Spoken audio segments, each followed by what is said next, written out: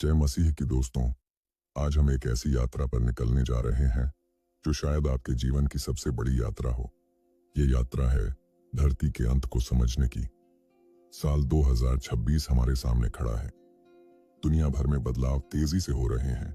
युद्ध, महामारी, भूकंप, जलवायु संकट, और बहुत से लोग पूछ रहे हैं, क्या ये सब केवल घटनाएं हैं या ये बाइबल की भविष्यवाणियों की शुरुआत है? क्या आपने कभी सोचा है कि यह दुनिया कब तक चलेगी? क्या सचमुच ऐसा दिन आएगा जब सूरज, तारे और पूरी धरती बदल जाएंगे? क्या 2026 की घटनाएं हमें उस अंत की ओर ले जा रही हैं जिसके बारे में प्रकाशित वाक्य में लिखा है? दोस्तों, ये सवाल केवल जानकारी के नहीं है, ये सवाल आपकी आत्मा से जुड़े हैं और आज हम इस रहस्य को खोलेंगे। लेकिन ध्यान रहे, यह कोई साधारण रहस्य नहीं है। यह है प्रकाशित वाक्य की छिपी सच्चाई। यह वीडियो 6 भागों में है। हर भाग में एक नया रहस्य और नई सच्चाई है। अगर आप बीच में छोड़ देंगे तो आपके मन में सवाल अधूरे रह जाएंगे।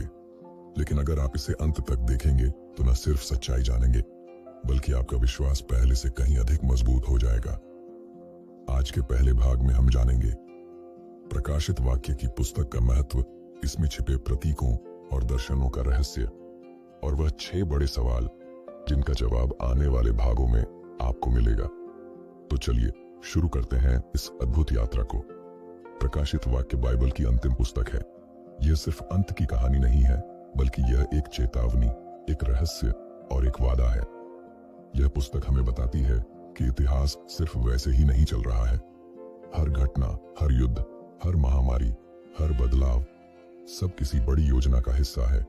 लोग अक्सर पूछते हैं, अगर परमेश्वर प्रेम है तो अंत क्यों होगा? दोस्तों, यह सवाल बहुत गहरा है और इसका उत्तर है, अंत इसलिए होगा ताकि बुराई का पूरी तरह नाश हो सके और अच्छाई सदा के लिए राज्य करे। प्रकाशित वाक्य हमें यही सिखाती है कि धरती का अंत वास्तव में एक नई शुरुआत है। अगर आपने प्रकाशित वाक्य पढ़ी है तो आपको यह समझ आया होगा कि इसमें बहुत से अजीब प्रतीक और दर्शन हैं। 7 मोहरें, 7 तुरैया, 7 कटोरे पशु, ड्रैगन, नया यरूशलेम। लोग सोचते हैं कि ये सब क्या मतलब रखते हैं। दोस्तों, ये सब एक कोड है। परमेश्वर ने भविष्य की बातें सीधे सीधे नहीं बताई, बल्कि प्रतीकों में बताई। क्यों? क्योंकि यह संदेश सिर्फ उन्हीं के लिए है जो खोजेंगे, जो विश्वास करेंगे और जो आत्मा से समझेंगे। यही कारण है कि इस पुस्तक को प्रकाशित वाक्य कहा गया, यानी जो छिपा था अब प्रकट किया गया। दोस्तों, मैं आपको एक कहानी सुनाना चाहता हूं। एक साधारण इंसान था जो हर रात आकाश की ओर देखता और सोचता, क्या सचमुच सब कुछ हमेशा ऐसे ही चलता रहेगा? एक रात उसने सपना देखा। उसने देखा कि धरती पर अंधेरा छा गया, पहाड़ कांपने लगे, समुद्र गरजने लगे और आकाश से तारे गिरने लगे। लोग इधर उधर भाग रहे थे, लेकिन कोई सुरक्षित जगह नहीं थी। अचानक आकाश खुल गया और उसने देखा एक महान ज्योति जो सबको अपने प्रकाश से भर रही थी। कुछ लोग उस ज्योति की ओर दौड़ रहे थे और कुछ डर से छिप रहे थे। जब वह नींद से उठा तो उसका दिल तेजी से धड़क रहा था। वह समझ गया, यह सपना सिर्फ सपना नहीं था, बल्कि यह चेतावनी थी। दोस्तों, यही प्रकाशित वाक्य है। एक सपना, एक दर्शन, लेकिन सच्चाई को उजागर करने वाला। 6 बड़े सवाल। अब ध्यान से सुनिए। पूरी प्रकाशित वाक्य हमें 6 बड़े सवालों का जवाब देती है। अगर आप इन सवालों को समझ गए तो आपको धरती के अंत का रहस्य भी समझ आ जाएगा। सवाल 1, अंत कब होगा? लोग अक्सर तारीख पूछते हैं, लेकिन बाइबल बताती है कि उस दिन और घंटे को कोई नहीं जानता। फिर भी संकेत दिए गए हैं। तो सवाल है, हम उन संकेतों को कैसे पहचानें? सवाल 2, अंत क्यों होगा? क्या परमेश्वर को मजा आता है दुनिया खत्म करने में? नहीं दोस्तों, अंत इसलिए होगा क्योंकि बुराई का हिसाब चुकाना जरूरी है। सवाल 3, कौन बचेगा? क्या सिर्फ अच्छे काम करने वाले? क्या सिर्फ किसी खास धर्म के लोग? नहीं, बाइबल कहती है जो यीशु मसीह पर विश्वास करता है और उनके मार्ग पर चलता है वही बचेगा। सवाल 4, कौन खो जाएगा? क्या सिर्फ बड़े पाप करने वाले? नहीं, जो सत्य को जानकर भी अस्वीकार करते हैं वे खो जाते हैं। सवाल 5, उस दिन क्या घटेगा? क्या सचमुच तारे गिरेंगे, धरती फट जाएगी और स्वर्गदूत तुरही बजाएंगे? हाँ, और उससे भी बढ़कर घटनाएं होंगी। सवाल 6, हमें क्या करना चाहिए, यह सबसे बड़ा सवाल है। अगर यह सब होने वाला है तो हम आज कैसे जिएं? क्या डर कर छिप जाएं? नहीं, बल्कि तैयार होकर जीना है। दोस्तों, अगर आप ध्यान दें तो हमारी जिंदगी भी कुछ वैसी ही है। हमारी भी एक शुरुआत होती है और एक अंत होगा। लेकिन असली सवाल यह नहीं है कि अंत कब होगा। असली सवाल यह है कि क्या हम तैयार हैं? जैसे एक परीक्षा की तारीख हमें पहले से पता नहीं होती, लेकिन हमें पढ़ाई करते रहना पड़ता है, वैसे ही मसीही जीवन है। धरती का अंत कब होगा यह हमें नहीं पता, लेकिन हमें तैयार रहना है। प्रकाशित वाक्य अध्याय 1 वचन 3 कहती है, धन्य है वह जो पढ़ता है और वे जो सुनते हैं और जो उसमें लिखी बातों को मानते हैं, क्योंकि समय निकट है। यानी अगर आप इस संदेश को सुन रहे हैं और मानते हैं तो आप धन्य हैं। दोस्तों, इस पहले भाग से हमें यह समझना है कि प्रकाशित वाक्य कोई डराने वाली किताब नहीं है। यह हमें तैयार करने वाली किताब है। यह हमें बताती है कि अंत निश्चित है, बुराई हार जाएगी और जो मसीह के साथ होंगे वे विजयी होंगे। तो दोस्तों, आज का सवाल है, अगर आज ही अंत आ जाए तो क्या आप तैयार हैं? अभी तो हमने दरवाजा खोला है। आगे आप जानेंगे 7 मोहरों का रहस्य, 7 तुरहियों की चेतावनी, पशु का चिन्ह, महान युद्ध और नया आकाश और नई पृथ्वी। दोस्तों, अभी हमने शुरुआत की है। अगले भाग में आप जानेंगे 7 मोहरों और अंत की शुरुआत। अगर आप इसे मिस करेंगे तो पूरी तस्वीर अधूरी रह जाएगी। इसीलिए इसे पूरा जरूर देखें और अगले भाग तक हमारे साथ बने रहें। भाग 2, 7 मोहरें और अंत की शुरुआत। अब हम उस यात्रा का अगला कदम उठाते हैं। अब हम जानेंगे 7 मोहरों का रहस्य। दोस्तों, ध्यान से सुनिए, यह वो क्षण है जब धरती पर अंत की शुरुआत होती है। प्रकाशित वाक्य अध्याय 5 और 6 में हम देखते हैं कि एक पुस्तक स्क्रॉल है जिस पर 7 मोहरें लगी हैं। यह पुस्तक स्वर्ग में परमेश्वर के हाथ में है। स्वर्गदूत पुकारते हैं, कौन योग्य है इस पुस्तक को खोलने और उसकी मोहरें तोड़ने के लिए? लेकिन कोई भी योग्य नहीं पाया गया, ना स्वर्ग में, न पृथ्वी पर और ना ही अधोलोक में। फिर एक आवाज आती है, मत रो, देख, यहूदा के गोत्र का सिंह, दाऊद की जड़ जयवंत हुआ है। वही इस पुस्तक और इसकी 7 मोहरों को खोलने योग्य है। और जब हमने देखा तो वहां खड़ा था वध किया हुआ मेमना, यानी यीशु मसीह। इसका मतलब है कि पूरी मानवता का इतिहास और भविष्य केवल वही खोल सकते हैं जिन्होंने हमारे लिए अपना जीवन दिया। दोस्तों, सोचिए कितनी महान बात है यह मोहरें सिर्फ घटनाएं नहीं हैं, यह हैं अंत की घंटियां जो एक एक कर बजती हैं। पहली मोहर, सफेद घोड़े का सवार जब पहली मोहर टूटती है तो एक सफेद घोड़ा दिखाई देता है। उसका सवार धनुष लिए होता है और उसे ताज दिया जाता है। वह निकल पड़ता है जीतने और जीतते जाने के लिए। दोस्तों, इसका अर्थ है सुसमाचार का फैलना। यीशु मसीह का संदेश दुनिया के हर कोने तक पहुंचना है। यह शुरुआत है अच्छाई की। सोचिए, जब बाइबल लिखी गई थी तब यह संदेश सीमित था, लेकिन आज ये हर भाषा, हर देश, हर जनजाति में फैल चुका है। यानी अंत की शुरुआत हमेशा सत्य के फैलने से होती है।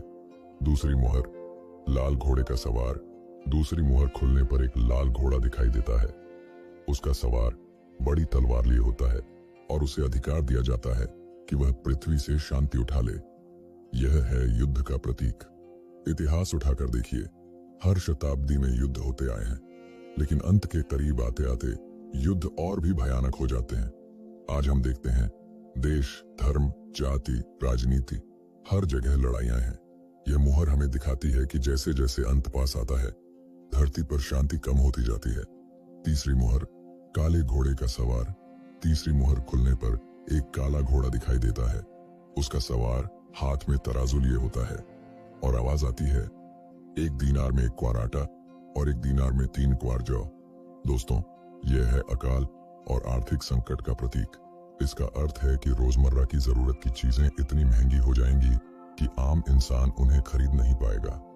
आज की दुनिया में हम यही देखते हैं, गरीब और गरीब होता जा रहा है। महंगाई, बेरोजगारी और भूख, यह सब इस मोहर की तस्वीर है। यह हमें चेतावनी देता है कि अंत की शुरुआत सिर्फ युद्ध से नहीं, बल्कि भूख और आर्थिक असमानता से भी होती है। चौथी मोहर, फीके घोड़े का सवार। चौथी मोहर खुलने पर एक फीका घोड़ा दिखाई देता है। उसका सवार का नाम है मृत्यु और उसके पीछे अधोलोक चलता है। उसे तलवार, अकाल, महामारी और वन पशुओं द्वारा चौथाई पृथ्वी पर मार डालने का अधिकार दिया गया। दोस्तों सोचिए, 1/4 पृथ्वी, यह कोई छोटा आंकड़ा नहीं है। आज महामारी और बीमारियों ने हमें यह दृश्य दिखाया है। कोरोना, प्लेग, चेचक, HIV, कितनी बार हमने देखा कि पूरी मानवता डर से कांप उठी।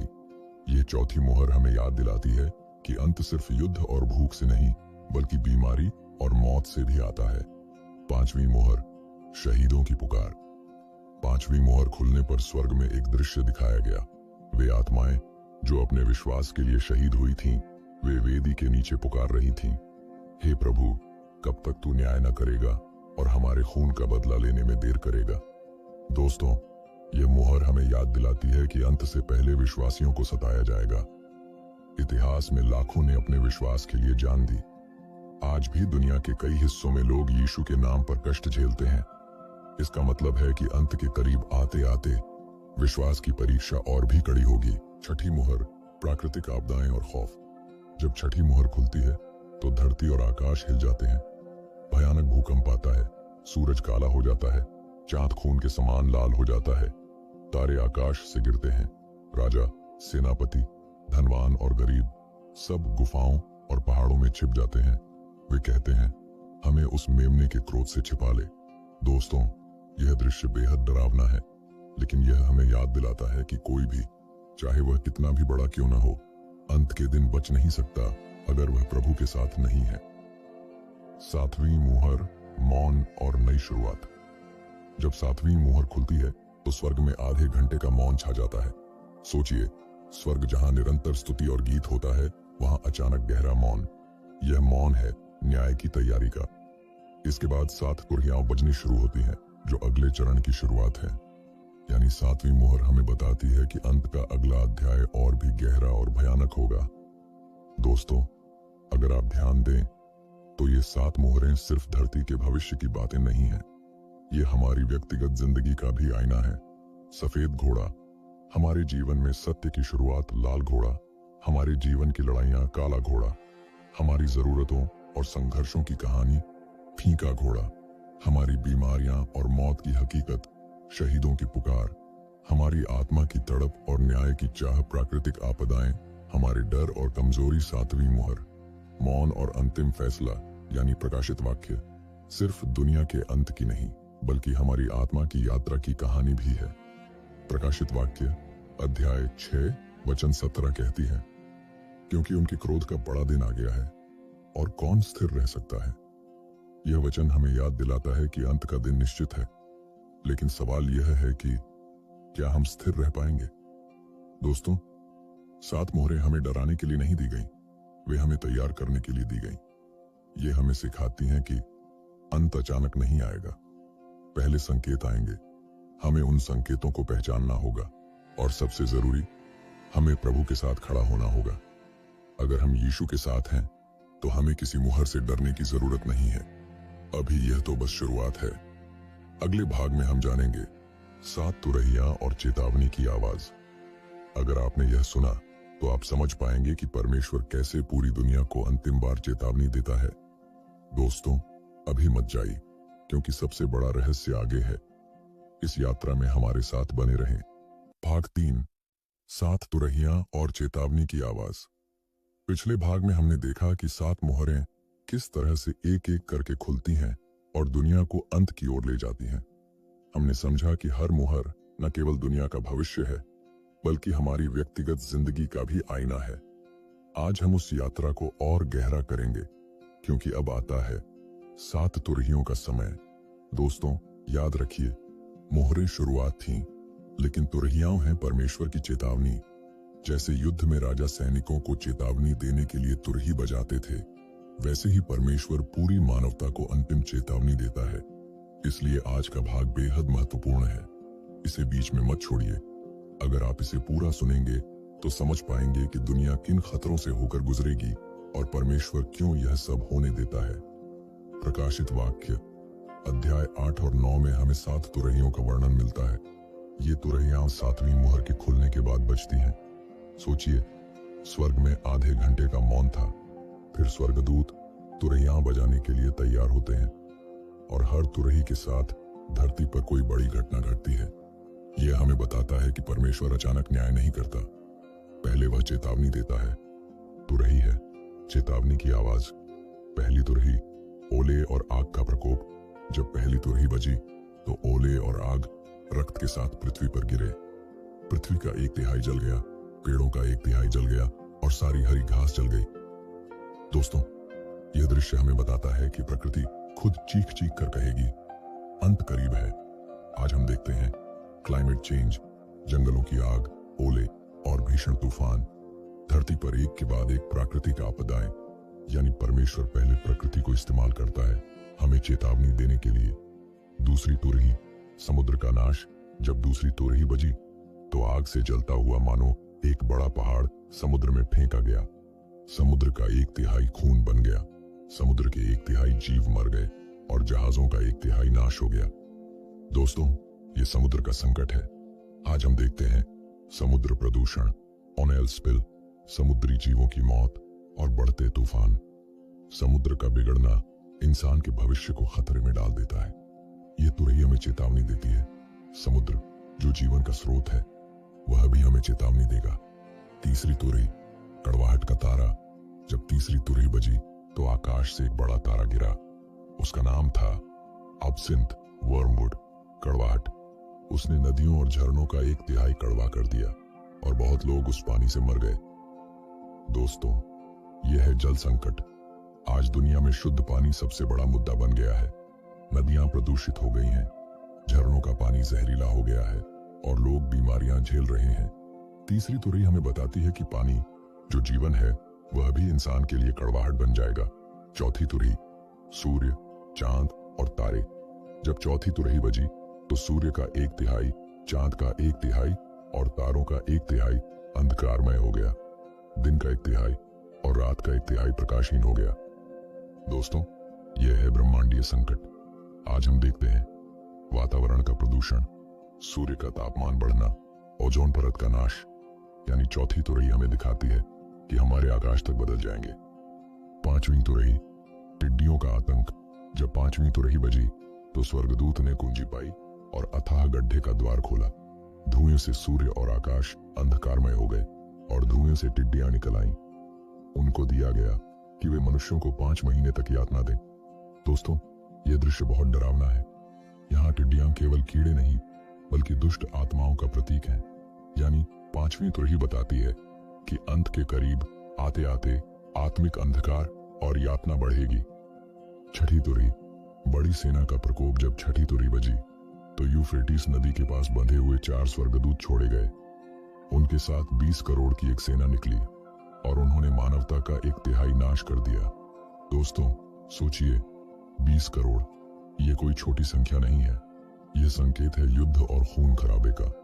यानी छठी तुरही हमें चेतावनी देती है, युद्ध का अंतिम दौर बहुत बड़ा और भयानक होगा। सातवीं तुरही, अंतिम घोषणा। जब सातवीं तुरही बजी तो स्वर्ग में बड़ी आवाजें आईं। संसार का राज्य हमारे प्रभु और उसके मसीह का राज्य हो गया है। स्वर्ग में आराधना होने लगी, लेकिन धरती पर न्याय की अंतिम प्रक्रिया शुरू हो गई। यानी सातवीं तुरही है परमेश्वर का अंतिम ऐलान। अब और चेतावनी नहीं, अब केवल न्याय। दोस्तों, अगर आप ध्यान दें तो 7 तुरहियां भी हमारी जिंदगी का आईना है। पहली तुरही हमारे जीवन में आने वाली पहली चेतावनी। दूसरी तुरही हमारे संबंधों का समुद्र। तीसरी तुरही हमारी आत्मा की कड़वाहट। चौथी तुरही हमारे उजाले का कम होना। पांचवी तुरही आत्मिक अंधकार और यातना। छठी तुरही हमारे जीवन की बड़ी लड़ाइयां। सातवीं तुरही अंतिम फैसला। यानी परमेश्वर पहले हमें चेतावनी देता है। अगर हम चेतावनी सुन लें तो हम बच सकते हैं। प्रकाशित वाक्य अध्याय 8 वचन 13 कहती है, हाय हाय हाय पृथ्वी के रहने वालों पर, क्योंकि और 3 स्वर्गदूतों की तुरहियों का शब्द होने वाला है। दोस्तों, यह वचन हमें बताता है कि चेतावनी हल्की नहीं होगी। यह इतनी गंभीर होगी कि स्वर्गदूत 3 बार हाय बोलता है। दोस्तों, तुरहियां हमें डराने के लिए नहीं दी गई, वे हमें चेतावनी देने के लिए दी गई। यह ऐसे है जैसे डॉक्टर ऑपरेशन से पहले चेतावनी देता है कि अगर तुम दवा नहीं लोगे तो बीमारी बढ़ जाएगी। यानी परमेश्वर हमें संभलने का मौका देता है। प्रश्न यह है, क्या हम चेतावनी को सुनते हैं या हम अनसुना कर देते हैं? दोस्तों, तुरहियां बता रही हैं कि अंत करीब है, लेकिन अभी भी मौका है। अगर हम प्रभु यीशु मसीह की ओर लौटें तो हमें डरने की जरूरत नहीं है। अगले भाग में हम जानेंगे दो गवाहों का रहस्य और परमेश्वर का न्याय। दो गवाह कौन हैं, क्यों उन्हें शक्ति दी गई और उनका हमारी जिंदगी से क्या संबंध है, ये सब आप अगले भाग में सुनेंगे। भाग 4, दो गवाह और परमेश्वर का न्याय। अब हम उस रहस्य में कदम रखेंगे जो बहुत कम लोग जानते हैं, दो गवाह। यह विषय इतना महत्वपूर्ण है कि इसे समझने के बाद आपका विश्वास और गहरा होगा।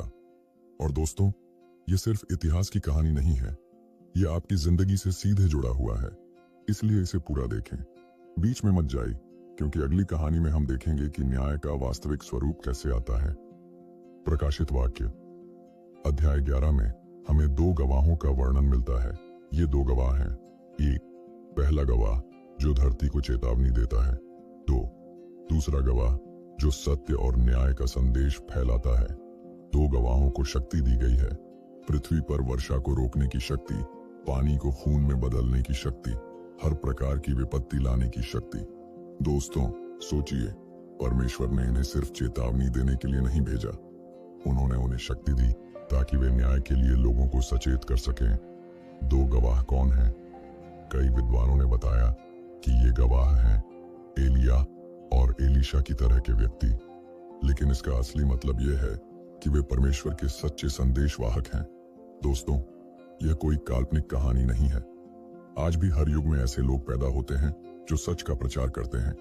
वे बोलते हैं, धरती पर तुम्हारे कामों की सच्चाई सामने आएगी। दो गवाहों की भूमिका। दो गवाहों का काम है 1, लोगों को चेतावनी देना, जैसे हमने पिछली भागों में देखा कि तुरहियां चेतावनी है। अब गवाह उन चेतावनियों को लोगों के सामने लाते हैं। 2, सच्चाई का प्रदर्शन करना। वे दिखाते हैं कि दुनिया में जो भी अनीति है उसका अंत निश्चित है, लोग चाहे इसे माने या न माने, उनका काम केवल सत्य बताना है। 3, धैर्य और विश्वास का प्रतीक। गवाह 3 साल और आधे महीने तक चलते हैं। इसका मतलब है कि परमेश्वर का संदेश लगातार चलता रहेगा। दोस्तों, यही हमें सिखाता है कि अंत तक हमें स्थिर रहना होगा। दो गवाहों का संघर्ष। दो गवाहों को केवल संदेश देने के लिए नहीं भेजा गया, उनका सामना होगा शत्रुता, निंदा, धोखा, जानलेवा परिस्थितियां। वे पूरे समय लोगों को सच बताते हैं, लेकिन दुनिया उन्हें नहीं मानती। शहरी नेता, राजा और लोग उनका मजाक उड़ाते हैं। दोस्तों, क्या यह किसी आधुनिक कहानी से अलग लगता है? आज भी सच्चाई बोलने वाले को दबाया जाता है, लेकिन याद रखिए, परमेश्वर के साथ जो है उसे कोई भी हरा नहीं सकता। दो गवाहों को अंत में मारा जाएगा। वे शत्रुओं के हाथों मर जाएंगे और शहर की सड़कों में पड़े रहेंगे, लेकिन यह अंत नहीं है। 3 दिन और आधे घंटे के बाद परमेश्वर की शक्ति से वे पुनर्जीवित होंगे। वे स्वर्ग की ओर उठेंगे और शत्रु भयभीत हो जाएंगे। दोस्तों, यही दिखाता है कि परमेश्वर का न्याय निश्चित है। चाहे सच्चाई दबाई जाए, चाहे धर्मी को सताया जाए, अंत में न्याय की विजय होती है। दो गवाह हमें याद दिलाते हैं कि हमारी जिंदगी में भी ऐसे क्षण आते हैं जब हम सत्य बोलते हैं और लोग हमें समझते नहीं, जब धर्म और सच्चाई की राह कठिन लगती है, जब हम अकेले और कमजोर महसूस करते हैं। लेकिन दोस्तों, यही दो गवाह का संदेश है। कभी भी सत्य और विश्वास को मत छोड़ो। परमेश्वर हमेशा आपके साथ है।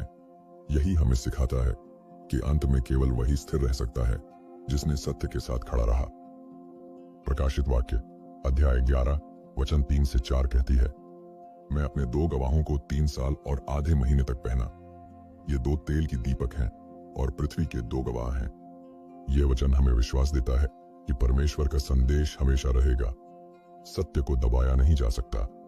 2 गवाहों की मृत्यु और पुनरुत्थान के बाद धरती पर बड़ा भूकंप आता है। शहर का 1/10वां हिस्सा गिर जाता है। लाखों लोग डर और भय में पड़ जाते हैं। दोस्तों, यह सिर्फ कहानी नहीं है, यह हमें याद दिलाता है कि परमेश्वर का न्याय निश्चित है। कोई राजा इसे रोक नहीं सकता, कोई शक्ति इसे बदल नहीं सकती, कोई धन इसे प्रभावित नहीं कर सकता। सत्य हमेशा जीतता है। 2 गवाह हमें यह बताते हैं कि वही सत्य बोलने से मत डरो। 2, आपके संघर्ष का अंत नहीं बल्कि शुरुआत है। 3. परमेश्वर हमेशा आपके साथ है। 4. न्याय निश्चित है, चाहे समय कितना भी लंबा क्यों न लगे। दोस्तों, अगर हम इन सबको अपने जीवन में अपनाएं तो हम अंत के दिन स्थिर रह सकते हैं। तो गवाह हमें डराने के लिए नहीं है, वे हमें सिखाते हैं कि अंत के दिन डरना नहीं है। हमारे जीवन में भी कठिनाई आएगी, लेकिन परमेश्वर के साथ विश्वास रखने वाला स्थिर रहेगा। यही संदेश है, चाहे परिस्थितियां कितनी भी कठिन हों, सत्य और विश्वास कभी न छोड़े। भाग 5, 7 अंतिम प्रकोप और अंतिम युद्ध। दोस्तों, यह वह क्षण है जब धरती पर अंतिम न्याय और परमेश्वर का निर्णय सामने आता है। और याद रखिए, यह सिर्फ इतिहास की घटना नहीं है, बल्कि इसका सीधा संबंध हमारे जीवन से है। इसलिए इसे बीच में मत छोड़िए। यदि आप इसे अंत तक सुनते हैं तो आपको समझ आएगा कि अंत के दिन कैसे न्याय होगा और हमें अपने जीवन को कैसे तैयार रखना चाहिए।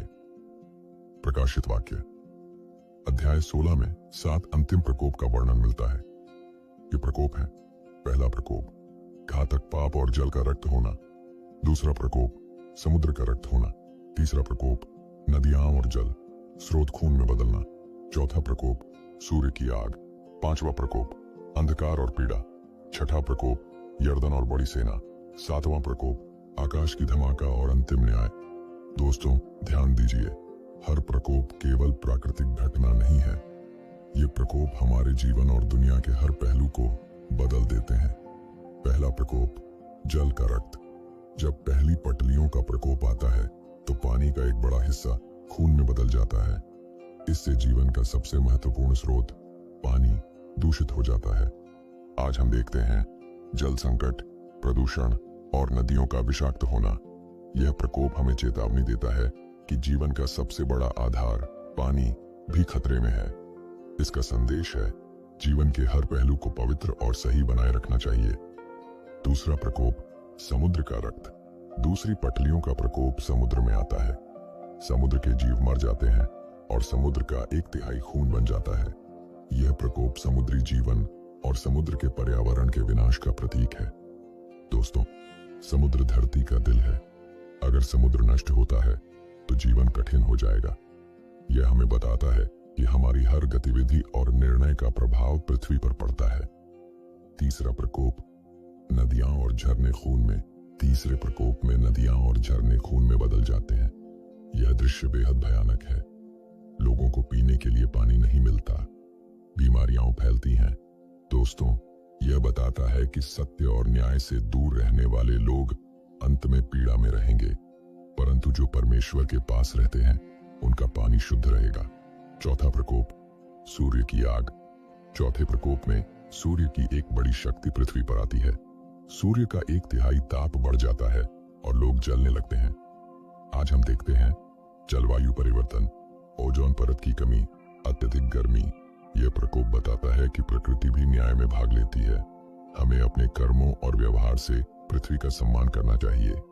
पांचवा प्रकोप, अंधकार और पीड़ा। पांचवें प्रकोप में अंधकार और पीड़ा फैलती है। एक अदृश्य शक्ति लोगों को पीड़ा देती है और उनका मन डर से भर जाता है। दोस्तों, यह हमारे जीवन में आने वाले मानसिक और आध्यात्मिक संकट का प्रतीक है। आज भी लोग अकेलेपन, भय और निराशा से जूझते हैं। इस प्रकोप से हमें यह सीखना है कि हमेशा प्रभु में विश्वास बनाए रखें। छठा प्रकोप, यर्दन और बड़ी सेना। छठे प्रकोप में यर्दन के पास बड़ी सेना इकट्ठी होती है। उनकी संख्या अरबों में होती है। वे मानवता पर हमला करते हैं और अनीति का अंत लाते हैं। दोस्तों, यह युद्ध का प्रतीक है। यह दिखाता है कि जब लोग परमेश्वर के आदेश से दूर चले जाते हैं तो अंत में युद्ध और विनाश आता है। जीवन में यह हमें याद दिलाता है कि बुराई के रास्ते पर चलना हमेशा विनाशकारी होता है। सातवां प्रकोप, आकाश की धमाका और अंतिम न्याय। सातवें प्रकोप में आकाश से बड़ी आवाज आती है। अब संसार का राज्य हमारे प्रभु और उसके मसीह का है। हर युद्ध, हर पीड़ा, हर अन्याय का अंत होता है। परमेश्वर का न्याय स्थापित होता है। धरती पर अंतिम विजय होती है। दोस्तों, यही वह क्षण है जब सच्चाई सामने आती है। जो विश्वास में स्थिर रहे उन्हें पुरस्कार मिलता है। जो बुराई में फंसे उन्हें परिणाम भुगतना पड़ता है। सात अंतिम प्रकोप और अंतिम युद्ध केवल धरती के लिए नहीं है, यह हमारे जीवन का आईना है। पहला प्रकोप, हमारे जीवन का शुद्ध होना। दूसरा प्रकोप, हमारे निर्णयों का प्रभाव।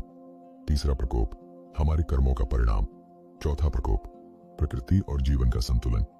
पांचवां प्रकोप, मानसिक और आध्यात्मिक संघर्ष। छठा प्रकोप, हमारे जीवन की लड़ाई। सातवां प्रकोप, अंतिम न्याय और स्थिरता। इसका मतलब है हमें हमेशा सत्य, धर्म और परमेश्वर के आदेश के अनुसार चलना चाहिए। प्रकाशित वाक्य अध्याय 16 वचन 7 कहती है, और मैं सुनता हूं कि वे कहते हैं, हाँ हे प्रभु परमेश्वर, सच्चे और न्यायप्रिय हैं तेरे निर्णय। दोस्तों, यह हमें याद दिलाता है कि अंत में न्याय केवल परमेश्वर का है। दोस्तों, 7 अंतिम प्रकोप हमें डराने के लिए नहीं है, वे हमें सिखाते हैं कि अंत निश्चित है, लेकिन जो परमेश्वर के साथ खड़े रहेंगे वे स्थिर रहेंगे और पुरस्कार पाएंगे। इसलिए हर परिस्थिति में विश्वास बनाए रखें, सत्य और धर्म की राह कभी न छोड़ें। भाग 6। अब हम उस रहस्य को समझेंगे जो सबसे अद्भुत है, स्वर्ग का रास्ता और नई धरती। यह वह क्षण है जब धरती पर सच्चाई और न्याय स्थापित होंगे और विश्वासियों को परमेश्वर का इनाम मिलेगा। दोस्तों, यह केवल भविष्य की कहानी नहीं है, यह हमें बताती है कि कैसे हमें अपने जीवन में तैयार रहना चाहिए। और याद रखिए, इसे बीच में मत छोड़िए, यह आपकी आत्मा के लिए जीवन बदल देने वाला है। प्रकाशित वाक्य अध्याय 21 में हमें नए आकाश और नई धरती का वर्णन मिलता है। स्वर्ग की नई नगरी, पवित्र नगर यरूशलेम, उसके लिए कोई आंसू नहीं होंगे, कोई मृत्यु नहीं होगी, कोई पीड़ा, कोई दुख, कोई रोष नहीं होगा। दोस्तों, सोचिए, यह वह जगह है जहां केवल शांति, प्रेम और प्रकाश होगा। यह उन लोगों के लिए है जिन्होंने परमेश्वर के वचन को माने और सच्चाई के मार्ग पर चले। स्वर्ग का मार्ग, कैसे पहुंचे स्वर्ग का रास्ता आसान नहीं है, परंतु यह मार्ग यीशु मसीह के विश्वास और सच्चाई में स्थिर रहने से जाता है। 1. विश्वास बनाए रखना। चाहे परिस्थितियां कितनी भी कठिन हो, परमेश्वर पर भरोसा रखें। याद रखें कि 2 गवाह और 7 प्रकोप सभी परमेश्वर की चेतावनी और न्याय का हिस्सा हैं। 2. सच्चाई और धर्म का पालन करना। अपने कर्मों में सच्चाई बनाए रखें, दूसरों के लिए प्रेम, दया और सेवा दिखाएं। 3. प्रार्थना और आत्मनिरीक्षण। हर दिन प्रार्थना करें और अपने कर्मों का मूल्यांकन करें। अपने जीवन को स्वर्ग की ओर ढालने की कोशिश करें। नई धरती, शांति और न्याय का साम्राज्य। नई धरती का वर्णन अद्भुत है। नदी का जल जीवनदायिनी है। पवित्र नगर में प्रकाश की कोई कमी नहीं होगी। हर दर्द और पीड़ा समाप्त हो जाएगी। सभी लोग परमेश्वर के साथ शांति में रहेंगे। दोस्तों, यह सिर्फ कल्पना नहीं है, यह वास्तविक भविष्य है जो परमेश्वर ने अपने विश्वासियों के लिए तय किया है। नई धरती और स्वर्ग केवल अंतिम लक्ष्य नहीं है, वे हमें आज की जिंदगी में मार्गदर्शन देते हैं। पहला संदेश, विश्वास हमेशा स्थिर रखें। दूसरा संदेश, सत्य और धर्म का पालन करें। तीसरा संदेश, परमेश्वर की राह पर चलें। दोस्तों, यह हमें याद दिलाता है कि हमारा हर कदम, हर कर्म हमें स्वर्ग के रास्ते पर ले जाता है। प्रकाशित वाक्य अध्याय 21 वचन 4 कहती है, और परमेश्वर उनके साथ होगा और वह उनके हर आंसू को पोंछ देगा, और मृत्यु नहीं होगी, न शोक, न रोष, न पीड़ा होगी। दोस्तों, यह वचन हमें आश्वस्त करता है कि अंत में केवल स्थिरता, न्याय और शांति होगी। लेकिन दोस्तों, यह भी सच है कि स्वर्ग का रास्ता केवल विश्वासियों के लिए है। जो सत्य और धर्म से दूर रहते हैं, उनका मार्ग कठिन होगा। परमेश्वर के न्याय से कोई बच नहीं सकता। इसलिए आज ही अपने जीवन का मूल्यांकन करें। अपने कर्मों, विश्वास और सच्चाई को नए आकाश और नई धरती के अनुसार ढालें। दोस्तों, अगर यह वीडियो आपके दिल को छू गया हो तो इसे लाइक करें, अपने दोस्तों के साथ शेयर करें और चैनल को सब्सक्राइब करना ना भूलें। साथ ही बेल आइकन दबा दीजिए ताकि जब अगला भाग आए तो आप सबसे पहले देख सकें। और हाँ, नीचे कमेंट करके जरूर बताइए कि आप तैयार हैं या नहीं।